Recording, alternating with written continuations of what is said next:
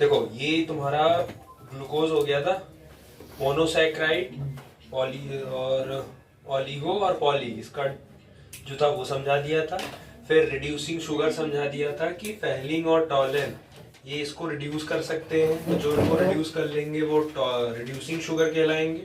उसके बाद आपको ग्लूकोज बता दिया था, मोनोसैक्राइड होता है उसका प्रिपरेशन बता दिया था। ठीक है, यहाँ तक हो गया था। उसके बाद आता है स्ट्रक्चर और इसका रिएक्शन। रिएक्शन से आएगा पेपर में, बोर्ड वाला जो पेपर है उसमें रिएक्शन पूछा है और वो रिएक्शन आपसे डायरेक्ट पेपर में पूछेगा। ठीक है, सबसे पहले आप ये देखो कि ग्लूकोज का स्ट्रक्चर क्या चाहिए। तो क्या है कि जो ग्लूकोज होता है आपका C6H12O6। अब पहली बात तो इसमें एल्डिहाइड ग्रुप होता है, that's why this is known as aldo. और इसमें 6 कार्बन है, तो 6 कार्बन होने की वजह से ये हो जाता है हेक्सोज। तो ग्लूकोज को हम दूसरे नाम से भी जानते हैं, दैट इज कॉल्ड एल्डोहेक्सोज। ठीक है, अब इसका आता है स्ट्रक्चर। देखो 2 स्ट्रक्चर आता है, एक आता है इसका हवार्थ स्ट्रक्चर, एक आता है इसका फिशर स्ट्रक्चर। ज्यादातर जो आपके सिलेबस में आपको जो यूज करना है वो फिशर वाला यूज करना है, मतलब ओपन चेन स्ट्रक्चर यूज करना है। अच्छा, इसमें आपका जो फंक्शनल ग्रुप है वो है आपका एल्डिहाइड।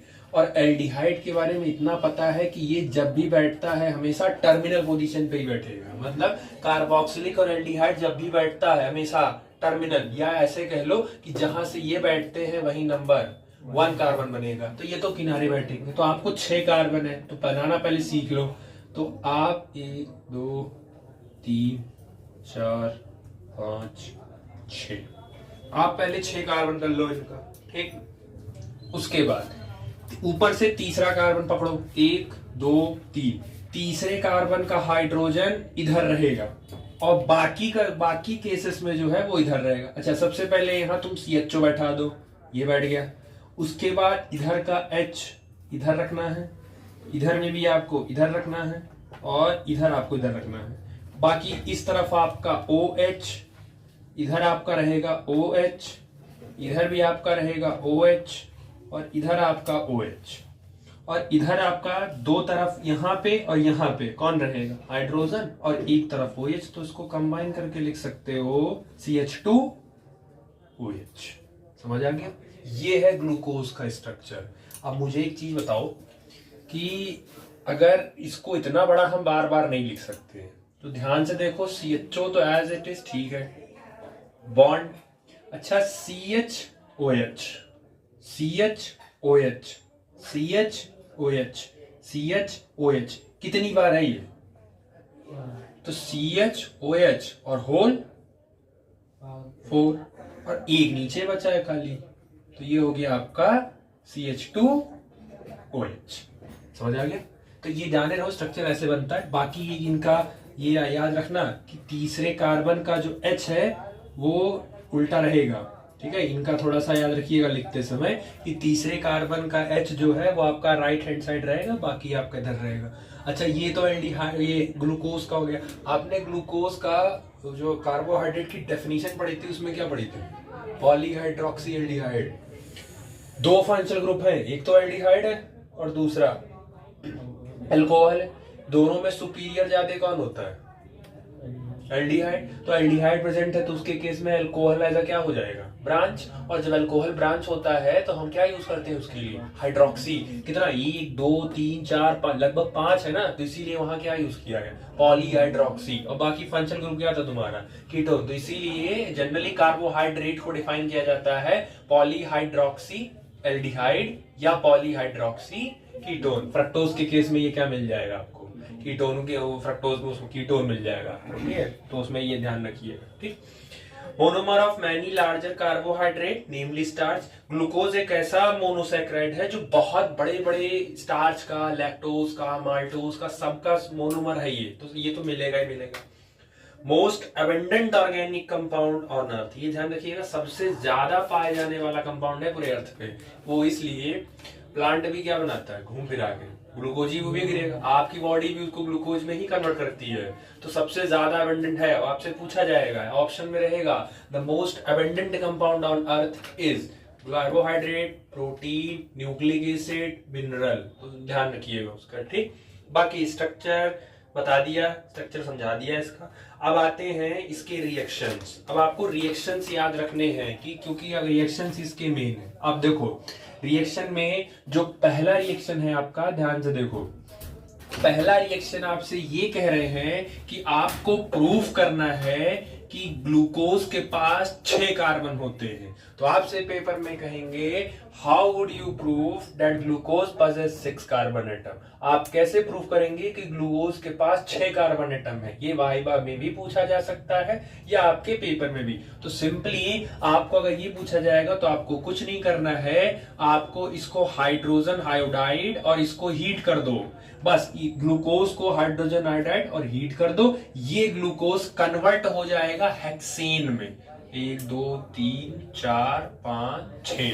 तो ये जो ग्लूकोज है ये एक स्ट्रेट चेन में कन्वर्ट हो जाएगी हेक्सेन में। और हेक्सेन बनने का इंडिकेशन यही है कि हेक्सेन के में 6 कार्बन है। इसका मतलब जिससे ये मिलकर बन के आया होगा उसके पास भी 6 कार्बन होगा। तो नॉर्मली याद रखिएगा कि आपसे पूछेंगे कि अगर ग्लूकोज के अंदर 6 कार्बन, कंफर्म करो कि कैसे पता चलेगा कि ग्लूकोज के अंदर 6 कार्बन होते हैं। तो HI के साथ हीट कर दो, यही ग्लूकोज 6 कार्बन की स्ट्रेट चेन में कन्वर्ट हो जाएगी और हेक्सेन का बनना ये इंडिकेट कर देगा कि ग्लूकोज के पास 6 कार्बन प्रेजेंट है। समझ आ गया पहला रिएक्शन। दूसरा रिएक्शन, दूसरा आपसे वो कह रहे हैं कि प्रूफ करिए कि ग्लूकोज के पास कार्बोनिल ग्रुप होते हैं। पढ़ चुके हो, हम भी पढ़ा चुके हैं। कार्बोनिल ग्रुप क्या होता था याद है? कार्बोनिल ग्रुप का मतलब होता था जब ऑर्गेनिक कंपाउंड, किसी भी ऑर्गेनिक कंपाउंड के अंदर जब कार्बन ऑक्सीजन के साथ डबल बॉन्ड के साथ होता है तब उसी रिस्पेक्टिव ग्रुप को क्या बोलते हैं? कार्बोनिल। फिर से रिपीट कर दे रहे हैं, कोई भी ऑर्गेनिक कंपाउंड होगा उसमें अगर कार्बन ऑक्सीजन के साथ डबल बॉन्ड के साथ अटैच होगा तो वो ग्रुप क्या कहलाएगा? कार्बोनिल। अब आप एक बार बैक फ्लैश में जाइए और सोचिए, कार्बोक्सिलिक के पास है कार्बोनिल, COOH है उसके पास भी, एल्डिहाइड के पास भी है, कीटोन के पास भी है, क्या अल्कोहल के पास है? OH है, उसके पास नहीं है कार्बोनिल। ईस्टर है, COOR, उसके पास भी है। तो अब आपको ये प्रूफ करना है, सेकेंड रिएक्शन आपसे वो ये कह रहे हैं प्रूफ कराने के लिए कि आपको प्रूफ करना है कि ग्लूकोज के अंदर कार्बोनिल ग्रुप प्रेजेंट है। यही आपको प्रूफ करना है कि ये कार्बोनिल ग्रुप आपका प्रेजेंट है। ठीक है, तो इसके लिए आपको एक कंपाउंड उठाना पड़ेगा जो आपके पास एल्डिहाइड, कीटोन एंड कार्बोक्सिलिक वाले चैप्टर में ऑलरेडी है और हेलोएल्केन और हेलोएरीन में भी था, बट उतना डिटेल वहां नहीं जितना डिटेल एल्डिहाइड में पढ़ाया गया। एल्डिहाइड में ज्यादा डिटेल में है। ठीक है, कंपाउंड का नाम है हाइड्रोक्सिल अमीन। हाइड्रोक्सिल अमीन, अमीन इसका मतलब हाइड्रोक्सिल अमीन का हो गया NH2 और ये हो गया आपका NH2OH। ठीक है, इसका रिएक्शन करवा दो NH2OH के साथ। अब देखो क्या होगा इसमें, जो बाकी नीचे के हैं, क्योंकि आपको प्रूफ ही यही करना है कि कार्बोनिल ग्रुप है कि नहीं, तो नीचे के साथ कोई चेंज नहीं होगा। नीचे जो जैसा है वो वैसा ही रहेगा, मतलब CHOH का होल 4 और नीचे CH2OH, इसमें कोई चेंज नहीं होगा। जो चेंज होगा वो, अगर ऊपर वाले में कोई चेंज हुआ इसका मतलब है कि यहां का, क्योंकि ये जो कंपाउंड है ना हाइड्रोक्सिल अमीन, ये वहीं अटैक करता है जहां पर कार्बोनिल ग्रुप होता है। इसका मतलब है ये इसका सक्सेसफुल रिजल्ट कार्बोक्सिलिक के साथ मिलेगा, कीटोन के साथ मिलेगा, एल्डिहाइड के साथ मिलेगा, ईस्टर के साथ मिलेगा। लेकिन अब ये कह दूं कि हाइड्रोक्सिल अमीन को अल्कोहल के साथ रिएक्शन कराओ तो रिजल्ट पॉसिबल नहीं मिलेगा। तो तुमसे पूछेंगे what happen if aldehyde, sorry what happen if hydroxyl amine is treated with ethanol, तो आप क्या लिखेंगे आंसर में? नो रिएक्शन टेक्स प्लेस, मतलब वहां कोई रिएक्शन नहीं होगा। और ये सेम काम करेगा, what happen if aldehyde is treated with hydroxyl amine. तो ये ध्यान रखिएगा कि हाइड्रोक्सिल अमीन एक ऐसा कंपाउंड है जो सिर्फ ऐसे ही ग्रुप के साथ रिएक्शन करता है जिनके पास क्या होता है, कार्बोनिल ग्रुप होता है, उन्हीं पे ही अटैक करेगा। बाकी उन्हीं के साथ ही छेड़खानी करेगा और किसी के साथ नहीं करेगा। ठीक है, होता क्या है, ये आपका CH एज इट इज रहेगा। ठीक है, इसमें कोई चेंज नहीं होगा। अच्छा, ऑक्सीजन की इलेक्ट्रोनेगेटिविटी क्या होती है? ज्यादा होती है तो इस बॉन्ड का इलेक्ट्रॉन अपनी तरफ खींच लेगा। तो ऑक्सीजन के ऊपर कौन सा चार्ज आएगा? नेगेटिव। इसके ऊपर कौन सा आएगा? पॉजिटिव। तो जैसे इसके ऊपर पॉजिटिव आएगा तो अब क्या है, यहां से देखो यहाँ पे ब्रेकिंग सिस्टम चलेगा, ठीक है, यहां से आपका ब्रेकिंग सिस्टम चलेगा। यहां से ये ऑक्सीजन इस OH को लेके, ये OH और ये ऑक्सीजन ये अपना लेके बाहर हो जाएंगे, और तुम्हारे पास यहां सिर्फ पहले तो जाके नाइट्रोजन और उससे अटैच O, उससे अटैच H ये बैठेगा। नाइट्रोजन कितना बॉन्ड बनाता है? मैक्स टू मैक्स नाइट्रोजन कितना बॉन्ड बनाता है? 3 से ज्यादा नहीं बनाता। 4 बनाएगा तो उसके ऊपर 1 प्लस देना पड़ेगा आपको। तो नाइट्रोजन कार्बन के साथ डबल बॉन्ड बना लेता है। अब ध्यान से देखो, कार्बन के कितने बॉन्ड होने चाहिए थे? 4, तो कार्बन के 4 पूरे हो गए। नाइट्रोजन के 3 होने थे तो नाइट्रोजन के 3 हो गए। ऑक्सीजन के 2 होने चाहिए थे तो ऑक्सीजन के 2 हो गए, और हाइड्रोजन का 1 होना था तो हाइड्रोजन का 1 पूरा हो गया। अब सिंपली बेसिकली क्या हुआ, ये C और H तो एज इट इज यहीं पे था। अब आप जरा कंपाउंड को ध्यान से देखो, N आया है यहाँ से, OH भी एज इट इज आया है, मतलब कुल मिला के यहाँ से चेक करो, यहाँ से H2 और यहाँ से O, ये यहाँ से रिमूव किया गया है। तो H2 और O रिमूव करके बाहर क्या कर दिया? H2O, और बाकी जो पोर्शन बचा बोले जाके इसका बनना, इस कंपाउंड का ये बनने का इंडिकेशन ही है कि रिएक्शन कहाँ हुई होगी, कार्बोनिल पे ही हुई होगी। तो आपसे जब वो कहेंगे ना कि proof that glucose has carbonyl group, तो कुछ नहीं करना, ऐसे लिख के कॉपी पेस्ट कर देना बस कि ग्लूकोज का रिएक्शन इसके साथ कराएंगे, फिर नीचे 1-2 लाइन स्टेटमेंट में लिख देना कि हाइड्रोक्सिल उन्हीं के साथ रिएक्शन करता है जिनके पास कार्बोनिल ग्रुप प्रेजेंट होता है। तो सेकेंड रिएक्शन हो गया इनका प्रूविंग का। या एक दूसरा काम ये भी कर सकते हो, अगर आप इससे नहीं कराते हो तो आप HCN के साथ करवा लो, ये एक रास्ता था, इनसे भी करवा सकते हो, या आप HCN के। अब जिन्होंने एल्डिहाइड पढ़ा होगा 3 है, एक साइनोहाइड्रिन बनता था, याद होगा, पढ़े होगा,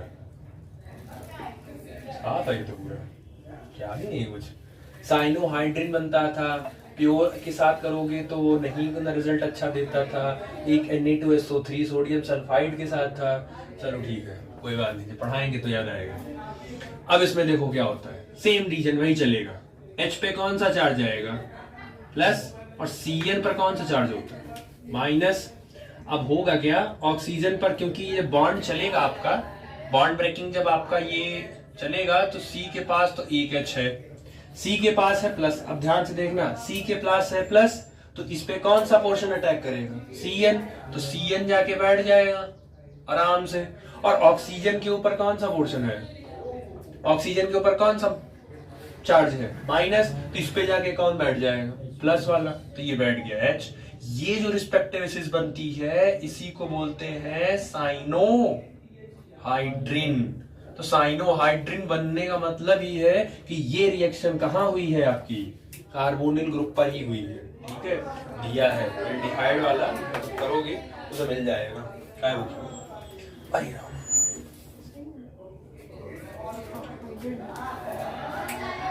ये आपका, ये देखो एक्सरसाइज का पहला वही है, what is mean by following term, पहला क्वेश्चन ही पूछा है साइनोहाइड्रिन क्या होता है।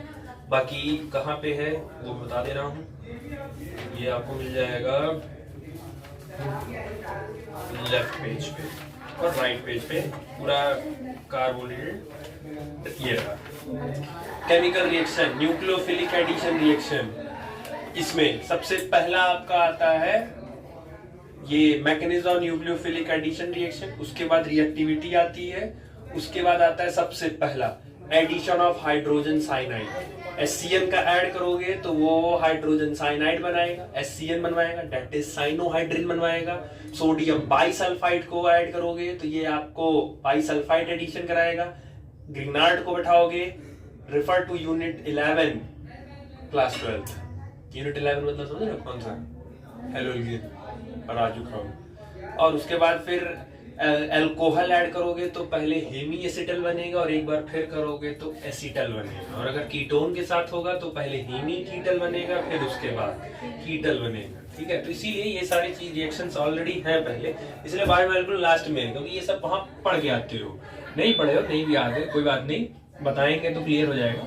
ऑक्सीजन की इलेक्ट्रोनेगेटिविटी ज्यादा है, ये इस बॉन्ड का इलेक्ट्रॉन खींच लेगा तो वो उसके ऊपर हो जाएगा नेगेटिव, कार्बन के ऊपर हो जाएगा आपका पॉजिटिव चार्ज। HCN अपने आप को तोड़ लेगा, CN के ऊपर नेगेटिव चार्ज, H के ऊपर पॉजिटिव। अब वही बच्चों वाला काम, इसके ऊपर नेगेटिव है तो ये पॉजिटिव वाले पे अटैक कर देगा तो कार्बन पर जाके बैठ गया, और ऑक्सीजन पर नेगेटिव है तो वो उस पे पॉजिटिव जाके बैठ जाएगा, तो ये बन गया। अब ये जो रिस्पेक्टिव बेसिस बनी है इसी को क्या बोलते हैं, साइनोहाइड्रिन। साइनोहाइड्रिन का बनना ये इंडिकेट करता है कि एल्डिहाइड या ग्लूकोज के पास कौन सा ग्रुप है, एल्डिहाइड, और उस एल्डिहाइड में कौन सा ग्रुप है, कार्बोनिल ग्रुप है। ठीक, तो ये पूछा जाएगा आपसे। प्रूफ दैट, नेक्स्ट है आपका, proof that carbonyl group is present in an aldehyde group. इसका मतलब समझ रहे हो क्या कह रहा है? नहीं, proof that carbonyl group is present in an aldehyde group. तो अभी क्या प्रूफ किए? अभी तो वही प्रूफ किए हो, तो फिर अलग रिएक्शन क्यों दे रहा है वो?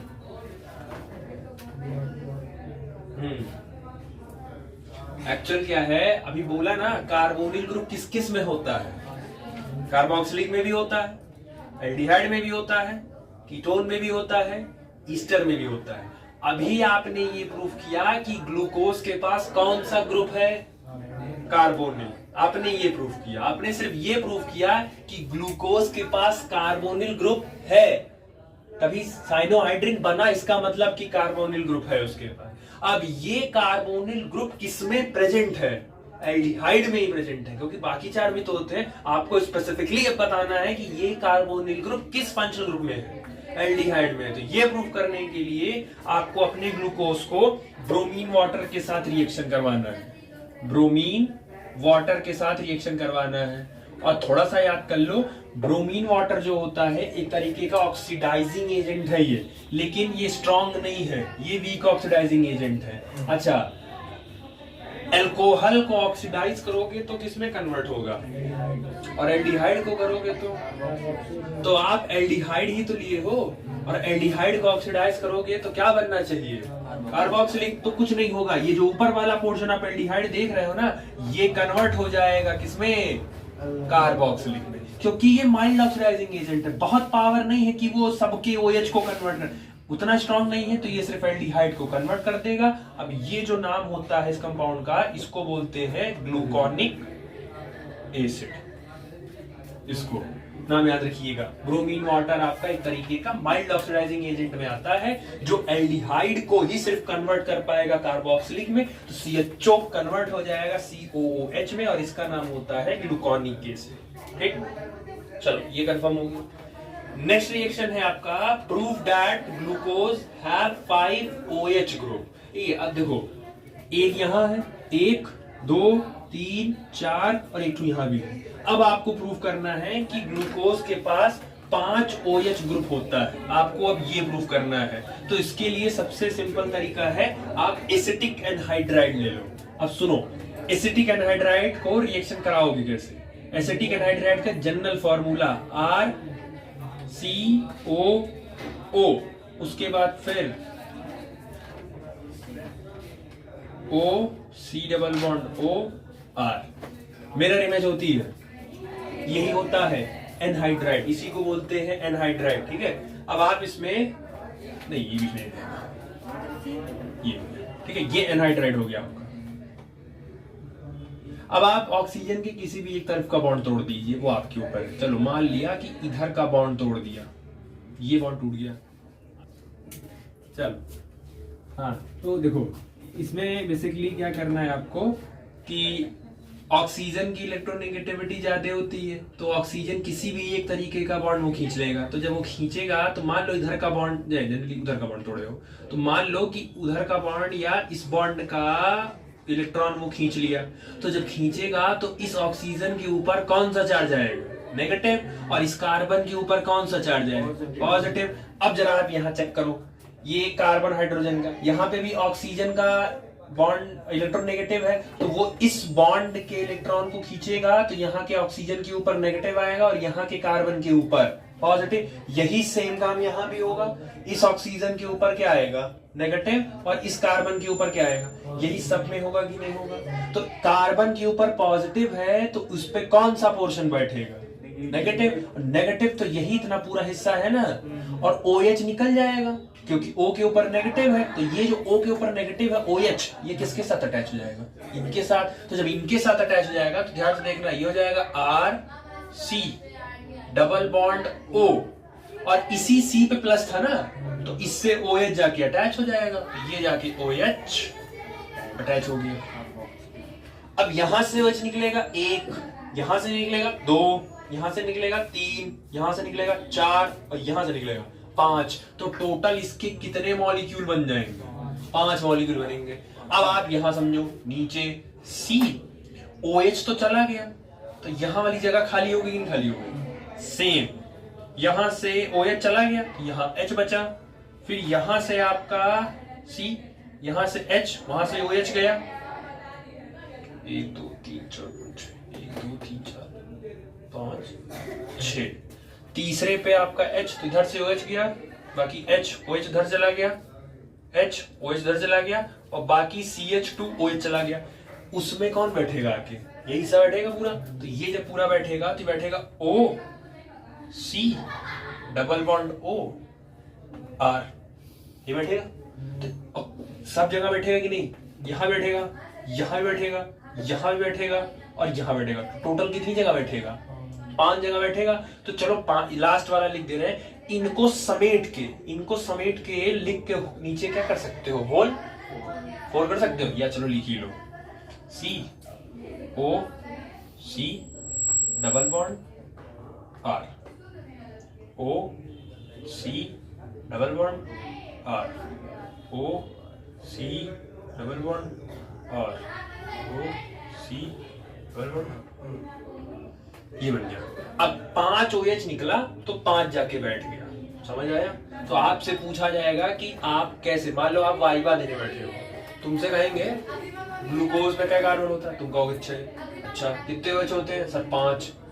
5 OH होते हैं, कैसे कंफर्म करोगे? सर एसिडिक एनहाइड्रेट से रिएक्शन करवा दीजिए। अच्छा जरा करके दिखाओ, तो तुरंत कहेगा करके दिखाओ, तो कुछ ना करो, पकड़ो।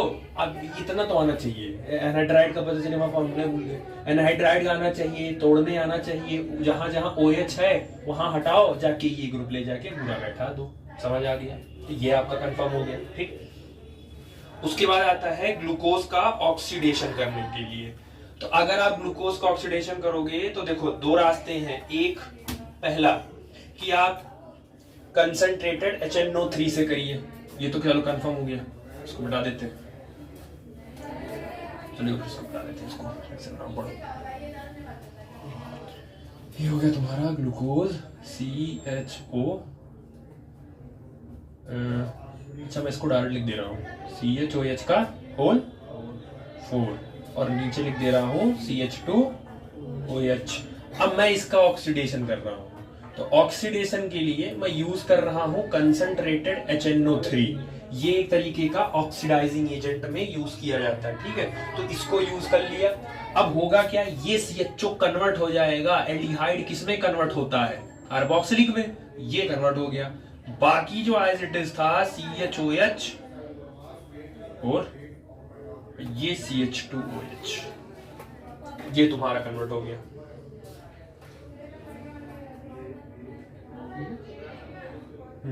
ठीक, एक बार इसको फिर से ऑक्सीडाइज कर दो, फिर से एक बार, फिर से इसको ऑक्सीडाइज कर दो। अब इस बार नीचे वाला कन्वर्ट हो जाएगा, COOH CHOH होल 4, और नीचे वाला भी कन्वर्ट हो जाएगा COOH में। ठीक, समझ आया? इसमें देखो दिया होगा रिएक्शंस में,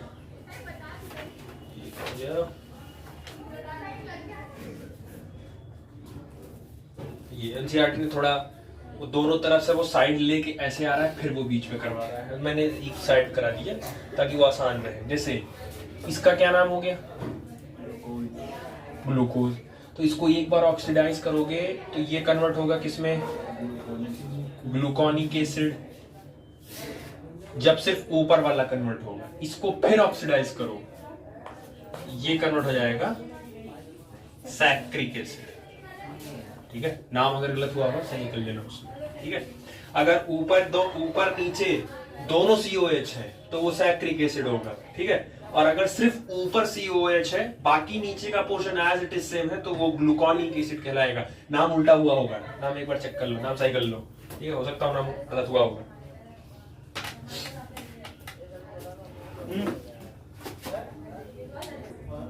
चलो, उसके बाद ये रिएक्शंस आपके कंप्लीट हो गए सारे। उसके बाद आता है glucose is correctly named as D plus glucose. अब ये NCERT लिखी है, उसका बहुत ज्यादा डरना नहीं है। D का मतलब हो गया डेक्सट्रोज, मतलब ग्लूकोज के अंदर से अगर आपने लाइट को पास कर दिया तो ग्लूकोज उस लाइट को राइट साइड रोटेट कर देगी, इसीलिए उसको बोला है डेक्सट्रोज, ठीक है।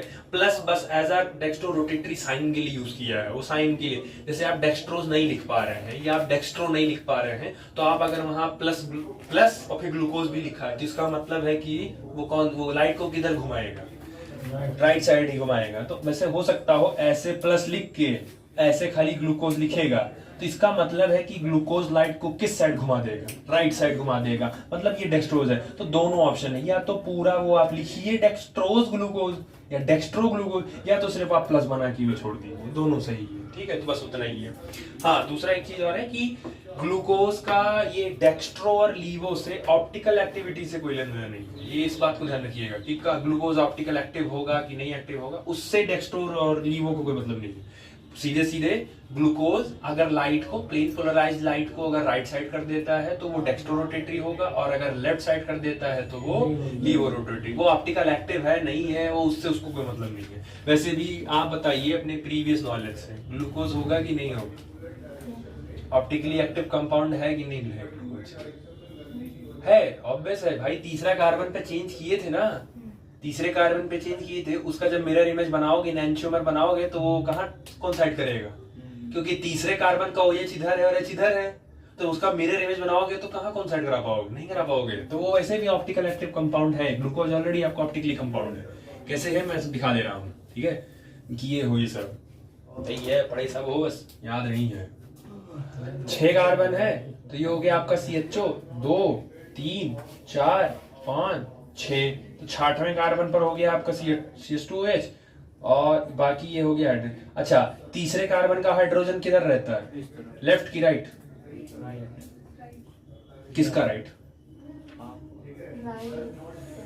जिधर पेन है कि जिधर कैप है? H किधर लिखना है? इधर पेन है, पेन है उधर क्या रहेगा? H रहेगा। हाँ, ये सब याद रखना पेपर में, क्योंकि अगर ये गलत हो गया बनाने में तो आगे रिएक्शन किए भी होगे तो वो गलत हो जाएगा पूरा, क्योंकि इसी पे तो डिसाइड होगा। जैसे तुम भले नहीं रिएक्शन के साथ जा रहे हो, भले आप कॉपी पे बना रहे हैं, लेकिन फिर भी ध्यान रखिएगा ये गलत, पहले जैसे मैं बनाया हूं पहले बना लेना, और फिर आके तुरंत पहले तीसरे कार्बन पर पहले सेट कर लेना, और इनको पहले इनका वाला सेट कर लेना, उसके बाद फिर आप जो बनाना होगा आप तब बनाइएगा इनको। OH H OH H। अब देखो क्या करवा रहे थे, इसका मिरर इमेज बनवा रहे थे, तो मिरर इमेज बनाओ उसका, जरा शीशम बनाओ, जरा ये बनाओ। अच्छा, प्लेन मिरर की खास आदत क्या होती थी, मिरर से ऑब्जेक्ट जितना दूर, इमेज भी मिरर से उतना ही दूर होती थी। अब ये बताओ, CHO तो एज इट इज बनेगा, उसमें कोई चेंज नहीं होगा, बाकी 6 कार्बन भी 2 3 4 5 6 वो भी ऐसे ही बनेंगे।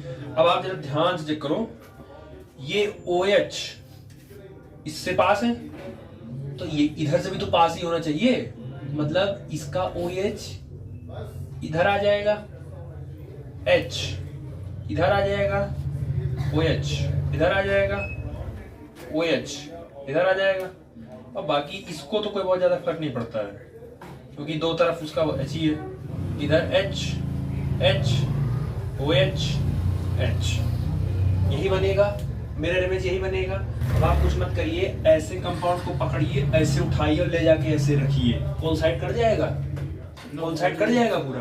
तीसरे कार्बन पर जब इसको ले जाके रखोगे, इसको ऐसे उठा के ऐसे रखोगे, इसके OH को के ऊपर कौन लदेगा, हाइड्रोजन, H लद जाएगा, और इसके H के ऊपर कौन लगेगा, तो ये non super mirror imposable image है, ऐसे बना। तो non super mirror imposable image को ही क्या नाम दिए थे, इनैंशियोमर। और इनैंशियोमर अगर बना तो वो कंपाउंड कैसा होता है, ऑप्टिकली एक्टिव। तो इसका मतलब है ग्लूकोज कैसा कंपाउंड है, ऑप्टिकली एक्टिव। अब इसमें एक कोई भी एक, वो आपने डिसाइड कर सकते, इसमें से कोई एक, या तो ये डेक्स्ट्रो रोटेटरी होगा तो ये कौन सा होगा, लीवो रोटेटरी, या तो ये लीवो रोटेटरी होगा तो ये क्या बनेगा, तो ये आप नहीं बता सकते। अब इसमें अगर ये डेक्स्ट्रो है तो ये प्लस ग्लूकोज प्लस वाला बनेगा, और ये अगर लीवो रोटेटरी है तो ये ग्लूकोज माइनस वाला बनेगा। समझ आया, यही है। बाकी इतना तो है, बाकी और डिटेल वैल्यू पढ़ाएंगे तो वहां क्लियर कर देंगे। और ठीक, चलो कार्बोहाइड्रेट का importance. Carbohydrate are essential for both plant and animal, basic है, बायो में पढ़ते हो। Carbohydrate are used as storage molecule as starch in plant, glycogen in animal. शुरू बताया था ह्यूमन ग्लाइकोजन को रूप में, एक्स्ट्रा ग्लूकोज को ग्लाइकोजन के रूप में लीवर में क्या कर लेता है, स्टोर कर लेता, और प्लांट ग्लूकोज को किस फॉर्म में स्टोर कर लेता है, स्टार्च के फॉर्म में। ठीक, cell wall of bacteria and plants made up of cellulose, class 11th biological classification, chart number 2 वहां था आपका। ठीक, अंगी का किससे बनता है, सेल वॉल, अंगी का cell wall chitin, good. Algae, algae का सेल वॉल, अरे तुम्हारे सिलेबस में नहीं था जितना बस, क्योंकि बाय वाली चीज है ना, इसीलिए नहीं लग रहा है। एल्गी का सेल वॉल गैलेक्टोज मैग्नेंस, इससे बनता था, कैल्शियम कार्बोनेट, तीनों से बनता था। प्लांट का, प्लांट का सेल वॉल सेलुलोज, अभी तो पढ़े। एनिमल का, एनिमल का, हाँ भाई, एनिमल के पास सेल वॉल नहीं होता, उनकी जगह क्या होता है, प्लाज्मा मेम्ब्रेन होता है। ठीक, तो ध्यान रखना है। They provide important raw materials like textile, paper for industries. Raw material भी होता है एक तरीके का। Ribose and deoxyribose sugar are present in nucleic acid. तो अभी आपके इस चैप्टर का लास्ट पार्ट न्यूक्लिक एसिड ही है, डीएनए आरएनए ही पढ़ना है, वहां हम डिटेल पूरा बताएंगे। मतलब मान के चलिए 30% बायो आपको हम इसी चैप्टर में पढ़ा देंगे, मॉलिक्यूलर बेसिस वाला हम इसी पढ़ा देंगे। उसको डीऑक्सीराइबोज क्यों बोलते हैं, ग्लूकोराइबोज क्यों बोलते हैं, उसका कौन सा स्ट्रक्चर क्या है, वो आधा काम हम यहाँ करा देंगे। ठीक, चलो उसके बाद आता है आपका प्रोटीन। चलो, protein are the most abundant biomolecule of the living system after carbohydrate. अच्छा, प्रोटीन को बचपन से पढ़ते आए हो, क्या नाम दिया गया, building block of our body. पूरी बॉडी, नाखून से लेके बाल तक सब क्या है, हमारा नाखून भी क्या है, डेड प्रोटीन है, खाओ धुल के, मस्त प्रोटीन मिलेगा। Chief sources of protein are milk, cheese, pulse, peanut, fish, meat, इन सबसे मिलता है। Maximum protein are found in spirulina algae, Goa में मिलता है, गोवा में स्पाइरुलिना एल्गी मिलता है। लगभग 950 रुपए का 10 ग्राम आता है, बड़ा महंगा आता है, अब तो थोड़ा बहुत और बढ़ गया होगा। 70% प्रोटीन ये अकेले देता है। उसके बाद आपका सोयाबीन देता है 40%। ये जो घरों में कहा जाता है क्या खाओ तो प्रोटीन मिलेगा, तो जबरदस्ती खिलवाया जाता है। नहीं नहीं, जो बच्चों को पसंद नहीं होता है मम्मी लोग वही बनाती है ना। देखो ना, पसंद वाली चीज देखो तुरंत मुंह से निकलती है। दाल, बहुत लोग को दाल नहीं पसंद होता है, पीने को कहे तो दाल अभी देखो मुंह बनना शुरू हो जाएगा। ठीक है, तो दाल, ये जो कहा जाता है ना कि दाल में प्रोटीन होता है, दाल में भी 2 तरीके की दाल आती है, एक पॉलिश्ड एक अनपॉलिश्ड। तो अगर आप अनपॉलिश्ड वाली खाते हो तो चलो 1% मिल जाएगा प्रोटीन, 1% मिलेगा, हम सब 1-1.5%। अगर पॉलिश्ड वाली खा ली वो 1% और नीचे चला जाएगा। अब सवाल ये है फिर वही कि जब 1% मिल रहा है तो दाल रोज क्यों खाना, सोयाबीन खाओ रोज। तो प्रैक्टिकली आप रोज सोयाबीन नहीं खा पाएंगे, और स्पाइरुलिना तो फिर बजट के ऊपर ही चला जाएगा, तो वो तो खाने से रहे। और सोयाबीन रोज आप खा नहीं पाओगे, क्योंकि खाली सोयाबीन कैसे खाओगे भाई। अब या तो रोज भिगो के खाओ, रोज भिगोइए, उसको तेल में फ्राई करिए, फिर खाइए रोज, या पाउडर, उसको सिंपल तरीका है मैं बता रहा हूँ, ना कर पाओ उसको भिगोने के बाद उसका मतलब उसका पानी निकाल लो, उसको सूख जाने दो, वेट हो जाने, ड्राई हो जाने दो अच्छे से। उसके बाद उसको मिक्सर में पीस लो, उसका गुरगुरी बना लो। उसके बाद उसमें नमक, काली मिर्च थोड़ा सा, लाल मिर्च, थोड़े थोड़े मसाले, तो मुंह में पानी आ रहा है कुछ लोग के, मिला के, ठीक है, उसको मिला के आप उसको लड्डू बना के तेल में फ्राई करके खा सकते हो। ये भी कर सकते हो, नॉर्मल तेल में आप फ्राई कर लो या स्टीम कर लो, वो भी बहुत अच्छा होता है, स्टीम कर लो, ऑयल फ्री है। क्या? हाँ तो वही खा लो, खाने के ऊपर है, न्यूट्रेला खा लो तो मिलता है। लेकिन प्रैक्टिकली ये सोयाबीन आप रोज नहीं खा पाओगे। दाल, अच्छा दाल के साथ प्रॉफिटेबल जानते हो क्या है? प्रोटीन का प्रोटीन मिल जा रहा है, एक टाइम का खाना हो जाता है, और प्लस रोटी के साथ भी और चावल के साथ भी खा लेते हो, तो प्रॉफिटेबल है थोड़ा सा, तो इसीलिए ज्यादातर लोग दाल ज्यादा खाते हैं। ठीक है। Structure and function unit of body, आपकी बॉडी का पूरा स्ट्रक्चरल और फंक्शनल प्रोटीन ही देखता है। मॉलिक्यूलर बेसिस वाले हो, बायो में था तो याद है ना, डीएनए से डीएनए के बनने के प्रोसेस को क्या कहते हैं? दिख रहे हो? रेप्लिकेशन। डीएनए से डीएनए बनाना है, रेप्लिकेशन। डीएनए से आरएनए बनाना है, ट्रांसक्रिप्शन। और आरएनए से प्रोटीन बनाना है, ट्रांसलेशन। अब आप सोचिए, आपकी बॉडी का पूरा इंफॉर्मेशन किसके पास था? डीएनए के पास था, लेकिन वो डीएनए भी अपना लैंग्वेज किस फॉर्म में इंटरप्रेट कर रहा है बाहर? प्रोटीन के, क्योंकि पूरी बॉडी किसकी बनी है? आपकी प्रोटीन। तो आपके पूरा ढांचा बनाने में कौन लगा है? प्रोटीन ही लगा, इसलिए बिल्डिंग ब्लॉक है आपकी बॉडी का। ठीक। Required for growth and maintenance of body, growth और मेंटेनेंस में चाहिए भाई। देखो, जिसका एक्सीडेंट हो जाता है, दाल पानी पिलाया जाता है। तो जिसका एक्सीडेंट हो गया, चोट लग गया, कहीं खुरच गया या कोई भी सीरियस बीमारी है, तो आप उसको प्रोटीन खिलाइए। बॉडी में जो जितनी भी चोट वाली चीजें होंगी ना, वो रिकवरी बहुत तेज जाएगी जिसको आप प्रोटीन खिलाएंगे, क्योंकि प्रोटीन ज्यादा जाएगा तो जहां से सेल डैमेज हुई है, वो सेल जल्दी जल्दी वापस आएगा। ठीक है। The word protein is derived from the Greek word that is proteos, which means primary और prime importance। तो प्रोटीन एक ग्रीक वर्ड से मिला है, that is proteos, जिसका मतलब होता है प्राइमरी और प्राइम इंपॉर्टेंस। मतलब ये आपको चाहिए ही चाहिए, मतलब कार्बोहाइड्रेट तो चाहिए, साथ में प्रोटीन भी चाहिए। बॉडी को मेंटेन कैसे, मेंटेनेंस भी बॉडी का चाहिए, तो वो आपको प्रोटीन चाहिए।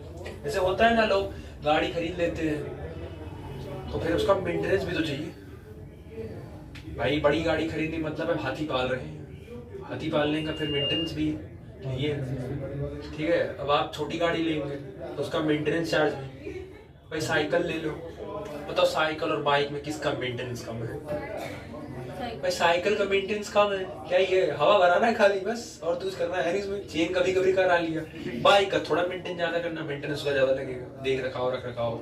सेम ऐसे आप जब कार लोगे तो कार का मेंटेन ज्यादा हो जाता है, डिपेंड करता है। तो बॉडी को मेंटेन रखने के लिए, प्रॉपरली डेवलप होने के लिए, ब्रेन का ग्रोथ होने के लिए, हड्डियां मजबूत होने के लिए आपको प्रोटीन लेना पड़ेगा। समझ आया?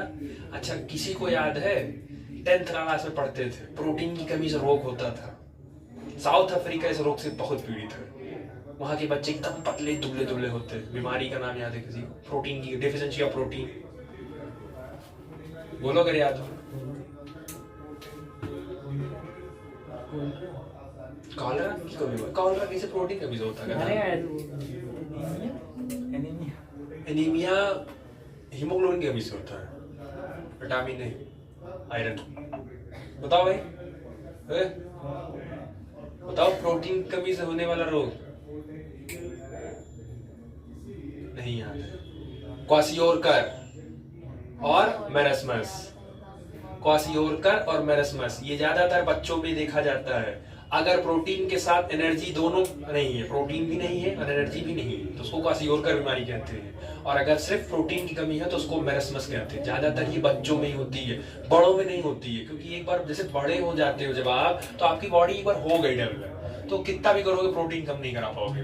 बच्चों में ही सब ध्यान देने की जरूरत होती है। हाँ, उसके बाद आपकी बॉडी पतली हो जाएगी, ज्यादा कम खाना खाओगे तो पतली हो जाएगी, बट ये बीमारी है, नाम याद रखिएगा। ठीक है। कार्बोहाइड्रेट की स्मॉलर यूनिट क्या होती थी? ग्लूकोज।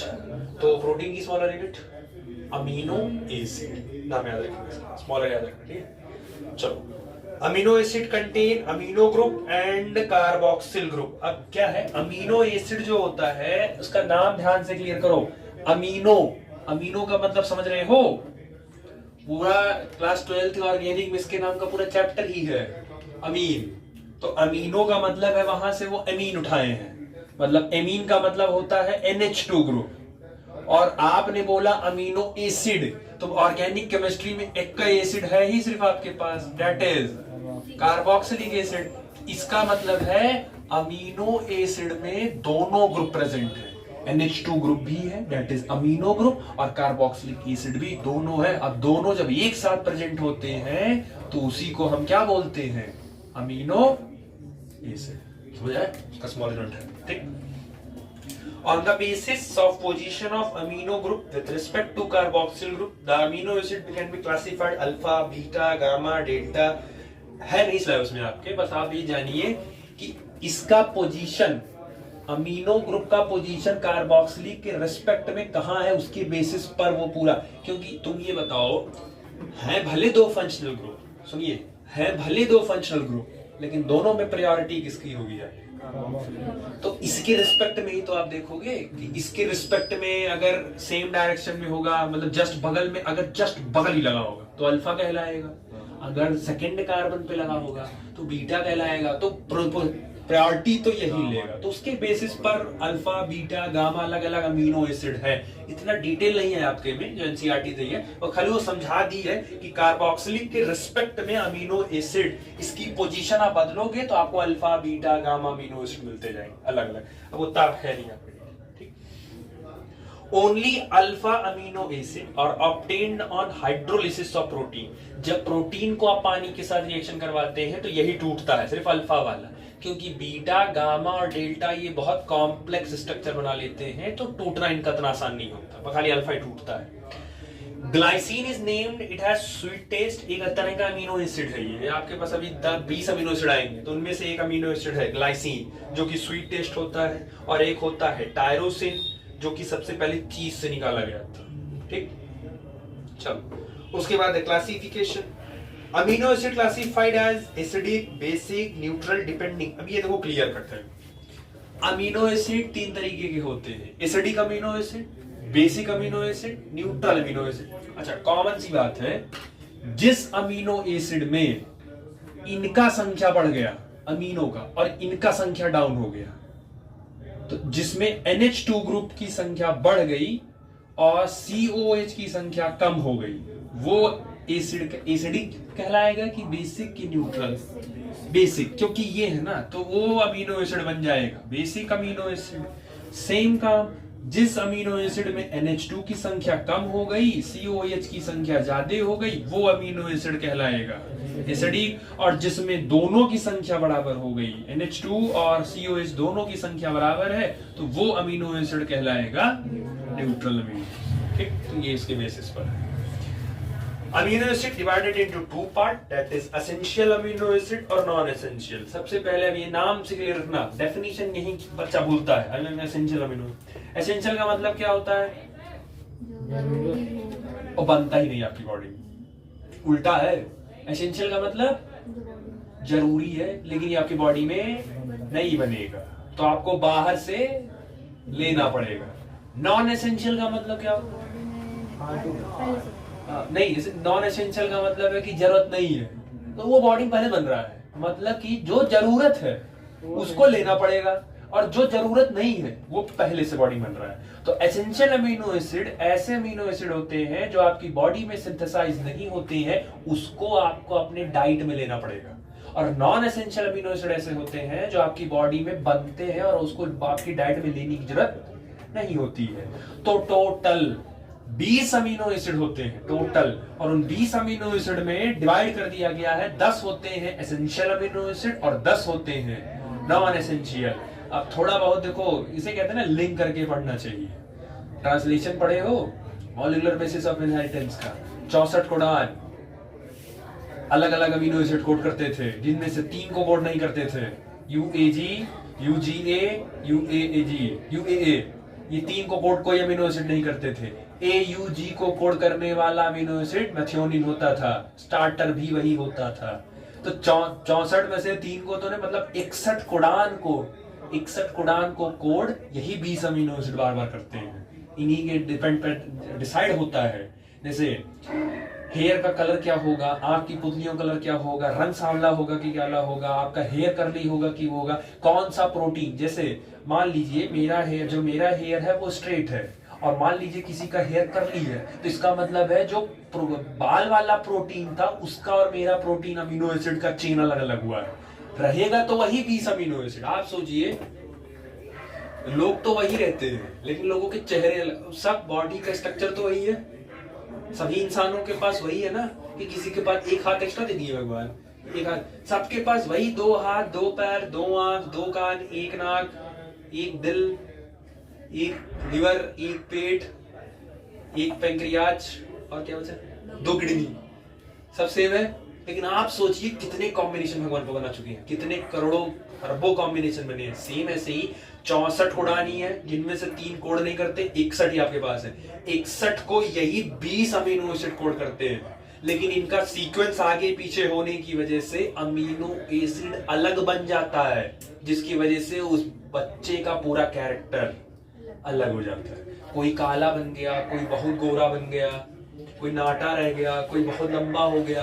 आप देखिए किसी का आंख, मतलब जन्मजात बहुत लोग बच्चों का आंख अंदर रहता है या दब गया, तो ये सब चीजें क्यों होती है? या उसके में कहीं बॉडी में निशान पड़ गया, हाथ नहीं सही है, तो ये क्यों हो सकता हो? जब वो चल रहा था मम्मी के अंदर सब चीजें, ज़ायगोट फॉर्मेशन जब हो रहा था तो उस समय जो प्रोटीन फॉर्मेशन है चेन आगे पीछे हुई होगी। आपको बायो में 2 डिजीज पढ़ाया गया होगा, सिकल सेल एनीमिया पढ़े, उसमें क्या होता था बताओ जरा? और पीसी का cell sickle type, sickle cell का हो जाता, और एक और होता था थैलेसीमिया।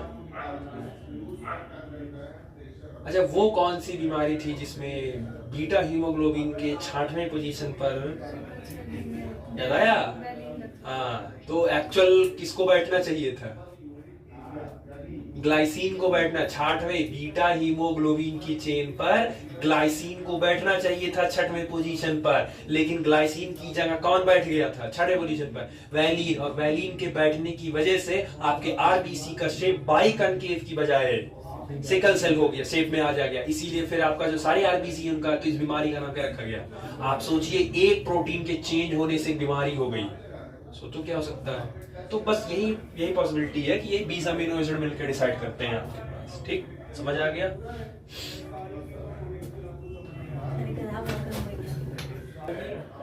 चलो ये देखो, ये आपके पास 20 अमीनो एसिड है जिसमें से 10 आपके एसेंशियल हो गए और 10 आपके नॉन एसेंशियल हो गए। अब मैं एक बार सबका नाम प्रोनाउंसिएट कर दे रहा हूं, देख लो ध्यान से। Arginine, histidine, leucine, lysine, methionine, tryptophan, isoleucine, phenylalanine, threonine, valine. ठीक है, सबका पहला लेटर लिख दिए हैं। से नॉन एसेंशियल में alanine, asparagine, aspartic acid, cysteine, glutamic acid, glutamine और ग्लाइसिन, सेरीन, टायरोसिन, प्रोलीन। अब आपका काम नंबर 1, कम से कम 3 इसका एग्जाम्पल याद रखिए, क्योंकि वो आपसे अगर मान लीजिए डिफाइन करने को कहे कि define essential non essential with their example, तो 3 तो याद कर लियो कि एग्जांपल में पूछे तो 3 क्योंकि 3 याद रहेगा तो सफिशिएंट है उतना। समझ आ गया? वाइवा देने जाओगे तब भी कहेंगे 3 एसेंशियल अमीनो एसिड के नाम बताओ, 3 नॉन एसेंशियल के नाम बताओ, तो 3 कम से कम याद कर लेना, ये हो गया। अब पूरा आप सिर्फ एक का ही याद करिए, जिसका मन करे, चाहे इसका एक पूरा याद किए रहो नाम के साथ कि इनका है, बाकी छाटने को आएगा तो एसेंशियल वाला छाट लेना, जो बचेगा उसमें किसका हो जाएगा, मैच द फॉलोइंग में आएगा, तो भी यही करना। ऐसे कहेंगे नहीं लिखने को कि 10 एसेंशियल में नॉन एसेंशियल लिखो, ये चांसेस बहुत कम है कि आपसे कहें कि 10 एसेंशियल 10 नॉन एसेंशियल के नाम लिखिए, चांस बहुत कम है। अब देखो इसको याद करने का ट्रिक, ए हिल माने तो ए हिल, एमटीपी, बायो में एमटीपी पढ़े हो, medical termination of pregnancy, MTV.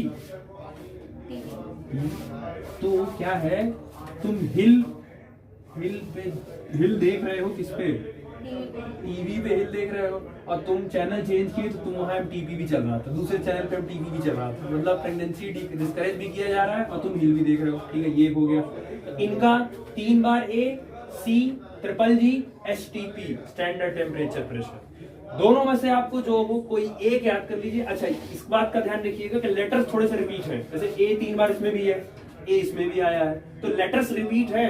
एक को 2-3 बार कम से कम रट लो, पढ़ लो, ताकि पढ़ जाए दिमाग में कि arginine, histidine, leucine, lysine, methionine, tryptophan, iso, phenyl, threonine, valine, ये एसेंशियल ही है। इनके बाद जो मिलेंगे वो सारे के सारे नॉन एसेंशियल। आप ये लिखिएगा, फिर उसके नीचे ट्रिक लिखिएगा। ये पूरा 10 लिखना, फिर उसके नीचे ट्रिक डाल के लिखना। मेरे में जगह नहीं था इसीलिए गिना रहे हैं। समझ आ गया?